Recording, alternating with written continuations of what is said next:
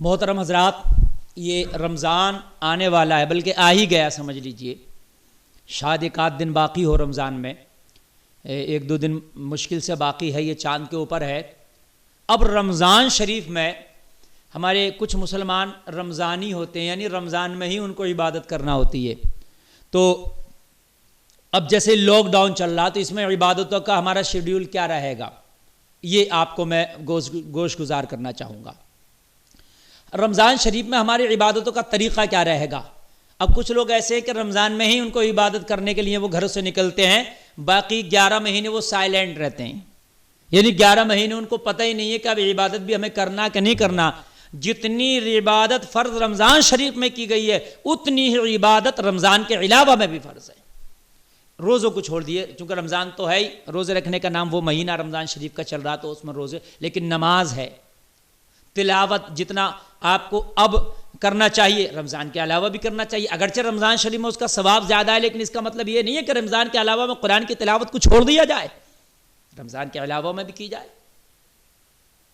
تو بہت سے ہمارے بھائی اب رمضان شریف میں کوشش کریں گے کہ نکلیں اور زیادہ سے زیادہ عبادت کریں۔ بے شک رمضان برکتوں کا، رحمتوں کا، عظمتوں کا، مغفرت کا مہینہ ہے، زیادہ سے زیادہ عبادت کرنا چاہیے۔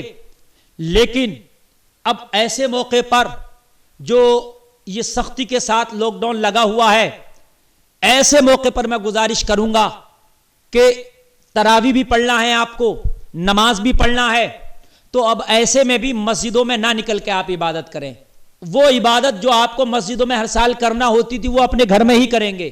عبادت چھوڑیں گے نہیں، عبادت کریں گے، بلکہ اور زیادہ کریں، توبہ کریں، اپنے رب کو راضی کریں، معافی مانگیں کہ یا اللہ یہ بلا ہم سے ٹال لے۔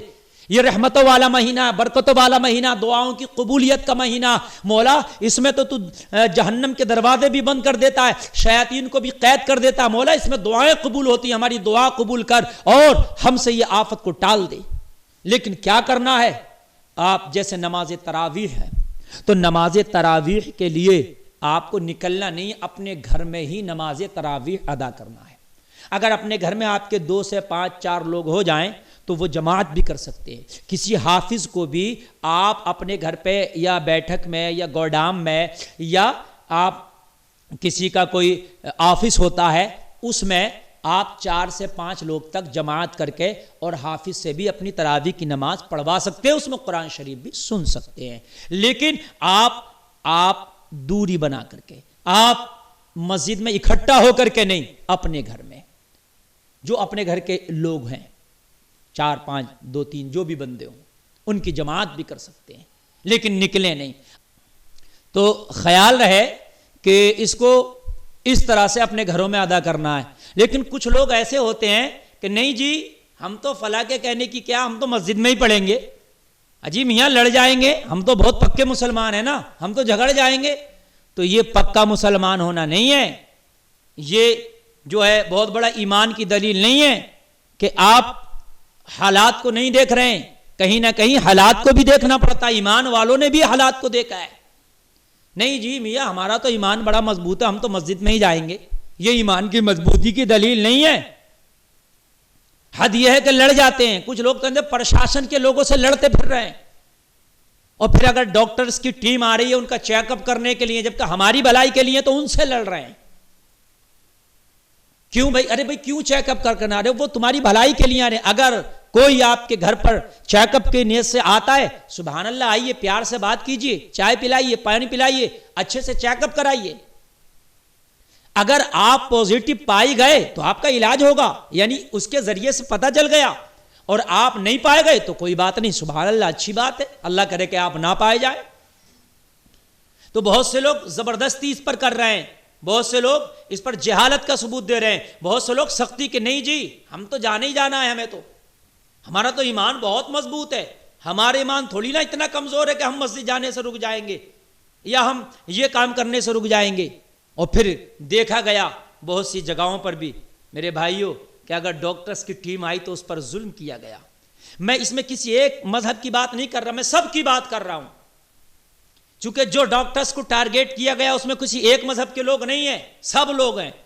میں سب سے گزارش کروں گا، پوری ملک کی عوام سے میں یہ گزارش کروں گا، اگر کوئی بھی ڈاکٹرز آپ کے چیک اپ کے نام پر آتا ہے تو آپ اس کو اچھے سے چیک اپ کرائیے، اور چیک اپ کرانے کے بعد آپ جو ہے اس کی رپورٹ حاصل کیجیے، تاکہ آپ کے پاس رپورٹ رہے کہ نہیں ہم پازیٹو پائے گئے، رپورٹ رکھیے اپنے پاس۔ اور یہ چیز بہت آ رہی ہے، جیسے مثال کے طور پر کوئی شخص باہر سے آیا تھا، کچھ لڑکے باہر کام کر رہے تھے اور باہر سے آئے تھے، اور جب وہ گھر پہ آ گئے تو پردھان کی یہ ذمہ داری لگا دی گئی تھی کہ وہ باہر سے آنے والوں کی خبر دے، اور وہ نہیں دے گا تو اس کی اوپر کارروائی ہو سکتی ہے، تو پردھان کی یہ ذمہ داری تھی کہ وہ خبر دے۔ اب پردھان نے خبر دی، جو پردھان کا ایک سہایک ہوتا ہے ہر گاؤں میں، وہ لکھتا ہے، یہ سب کام کرتا ہے، تو اس نے لکھ کے دے دی، سوچی بنا دی، اور سوچی بنا کے اس نے اوپر پرشاسن کو دے دی، ایس ڈی ایم کے ہاں اس نے دے دی۔ تو اب میاں اس کے گھر والے ڈنڈے لے کے لٹھ لے کے اس کے گھر پہ پہنچ گئے، تو نے میرے بیٹے کا نام ہی کیوں لکھا، تو نے میرا نام ہی کیوں لکھا؟ ارے اس نے تیرا نام لکھ دیا، یہ تیری بھلائی کے لیے کیا ہے، تیری اچھائی کے لیے کیا۔ اگر چیک اپ ہوگا، یہ باہر سے ہی تو آیا ہے، ہمارے دیش میں تھوڑی نہ پیدا ہو گیا تھا یہ کورونا، میرے بھائی باہر سے آیا ہے۔ یہ تھوڑی ہماری حکومت کے لوگ کہوں گا میں، یا جو عملہ ہمارا سیکورٹی پہ رہتا ہے وہ دیر سے جاگا، کاش اگر یہ پہلے ہی لاک ڈاؤن کر دیا جاتا، پہلے ہی ہماری ودیش کی سیمائیں بند کر دی جاتی، تو شاید ہمارے ملک میں یہ بلا آتی ہی نہیں، اور ہمارا ملک ہی نہیں بلکہ پوری دنیا کے ملکوں کی بات کروں گا دیر سے جاگے، ورنہ چین میں ہی رہ جاتا، یہ چین سے نہیں نکلتا، لیکن نکلا کیوں؟ دیر ہو گئی، لوگ آج آ گئے۔ تو اگر کوئی باہر سے آیا ہے تو وہ خود سے اپنا نام لکھوائے کہ میرا چیک اپ کرائیے۔ ارے آپ کا اگر چیک اپ ہوگا تو آپ کو کوئی قید میں تھوڑی نہ ڈال دیا جائے گا، آپ کے اوپر مقدمہ تھوڑی نہ لکھ دیا جائے گا، آپ کو جیل تھوڑی نہ کر دی جائے گی، آپ کو جو ہے آپ کی بھلائی کے لیے ہوگا، اس میں آپ کی بہتری کے لیے ہوگا، تو اس میں لڑنے جھگڑنے کی ضرورت نہیں ہے۔ اس میں اگر کوئی چیک اپ کرا رہا تو محبت سے چیک اپ کرائیے۔ اب رمضان شریف آ رہا، اس میں گڑ گڑا کے اپنے رب کی بارگاہ میں دعائیں کریں، یا اللہ ہم سے اس بلا کو تو ٹال دے، یا اللہ اس بیماری کو تو ہم سے دور کر دے۔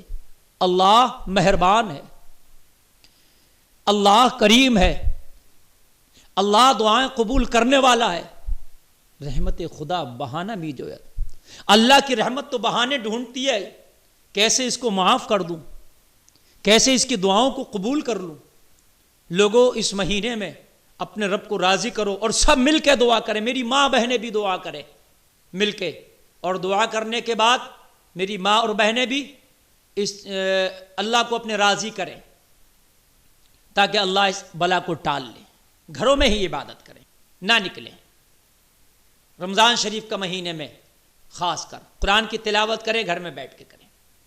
یہاں پر ایک چیز اور بتا دوں جو کئی لوگوں نے مجھ سے معلوم بھی کیا ہے کہ حضرت جیسے ہم گھر میں نماز پڑھ رہے ہوتے ہیں تو گھر میں تو عورتیں بھی ہیں اور گھر میں تو مرد بھی ہیں۔ اب کچھ لوگوں کا ایک خاص کمرہ ہوتا ہے نماز پڑھنے کا، تو اس میں سب لوگ مل کے نماز پڑھ رہے ہوتے ہیں۔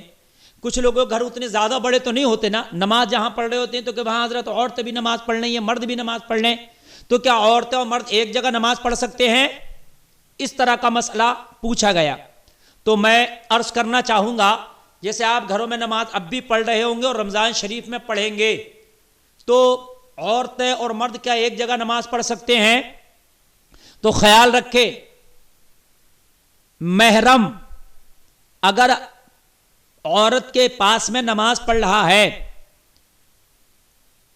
تو وہ نماز ساتھ میں پڑھ سکتے ہیں۔ جیسے برابر میں جا نماز بہن کی بچھی ہوئی ہے، اس کے برابر میں بھائی جا نماز بچھا کے نماز پڑھنا چاہے پڑھ سکتا ہے، یا امی نماز پڑھ رہی ہیں، برابر میں بیٹے نے جا نماز بچھا لی، نماز پڑھ لیں، پڑھ سکتے ہیں۔ ادھر امی نماز پڑھ رہی تھی، ادھر وہ اپنی نماز پڑھ رہا۔ لیکن غیر محرم جو ہے برابر میں نماز نہیں پڑھ سکتے۔ پھر وہی مسئلہ آ جائے گا کہ مسجدوں سے اسی لیے روکا تھا، پہلے تو عورتیں بھی مسجدوں میں چلی جاتی تھی نا، ان کو اسی لیے روکا تھا کہ غیر محرم سے وہاں خلط ملط نہ ہو، ایک دوسرے کے پاس نہ آئیں، چاہے وہ نماز ہی کا بہانہ کیوں نہ ہو۔ جیسے دیور یا بھابھی ہیں، تو بھابھی اگر نماز پڑھ لی ہے تو دیور کو چاہیے کہ پھر اس کے پاس میں نماز نہ پڑھے۔ جن سے نکاح شریعت میں جائز ہے وہ پاس میں نماز نہ پڑھیں. ایک موٹی سی بات بتا دے رہا ہوں, یعنی جس مرد کا جس عورت سے نکاح جائز ہے وہ برابر میں مصلی بچھا کر نماز نہ پڑھیں, اور جس سے نکاح حرام ہے, جائز نہیں ہے, پھوپھی ہے, ماں ہے, بہن ہے, دادی ہے, بیٹی ہے, اس کے برابر میں اگر گھر کی تنگی کی وجہ سے, بہت سے گھر تنگ ہوتے ہیں, گھر کی تنگی کی وجہ سے اگر برابر میں نماز پڑھ رہا ہے تو کوئی پریشانی, کوئی قباحت نہیں ہے, وہ نماز پڑھ سکتا ہے, بنا کراہت اس کی نماز ہو جائے گی.